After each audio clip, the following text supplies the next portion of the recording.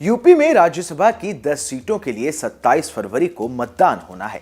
इसके लिए बीजेपी के 8 और समाजवादी पार्टी के 3 उम्मीदवार मैदान में हैं।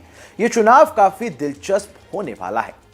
इस चुनाव में जनसत्ता दल लोकतांत्रिक के अध्यक्ष और कुंडा सीट से विधायक रघुराज प्रताप सिंह उर्फ राजा भैया किंग मेकर की भूमिका निभा सकते हैं।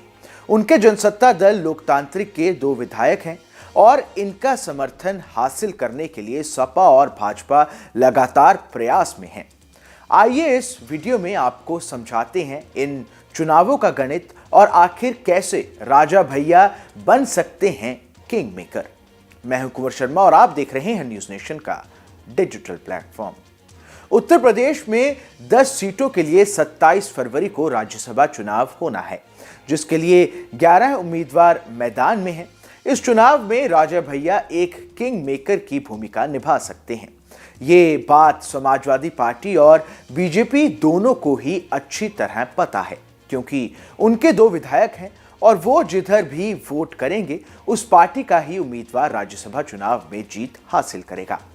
दरअसल एक राज्यसभा सदस्य को जीतने के लिए 36 विधायकों के वोट की जरूरत पड़ेगी।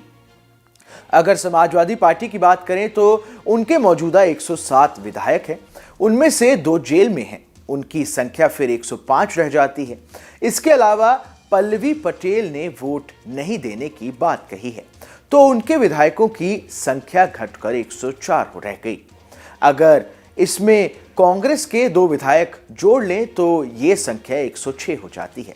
पर समाजवादी पार्टी को कुल 3 सीट जीतने के लिए 108 वोट की जरूरत पड़ेगी और कांग्रेस के साथ आने पर भी उनके पास 2 वोट कम हो रहे हैं। ऐसे में अगर राजा भैया सपा को वोट कर देते हैं तो सपा की वोटों की संख्या 108 हो जाएगी और सपा का तीसरा उम्मीदवार भी चुनाव जीत जाएगा। अब बात बीजेपी की करते हैं कि आखिर राजा भैया उनके लिए कितने जरूरी हैं।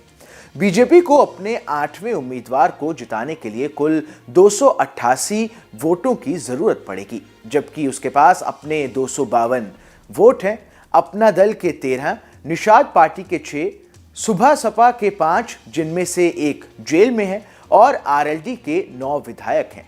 इस तरह से ये कुल संख्या होती है 285 और अगर राजा भैया के 2 वोट जुड़ जाते हैं तो ये संख्या हो जाती है 287, यानी जीत के लिए 1 कम। लेकिन इससे ये फायदा होगा कि सपा 106 वोट पर रह जाएगी, यानी तीसरे उम्मीदवार की जीत से 5 वोट कम।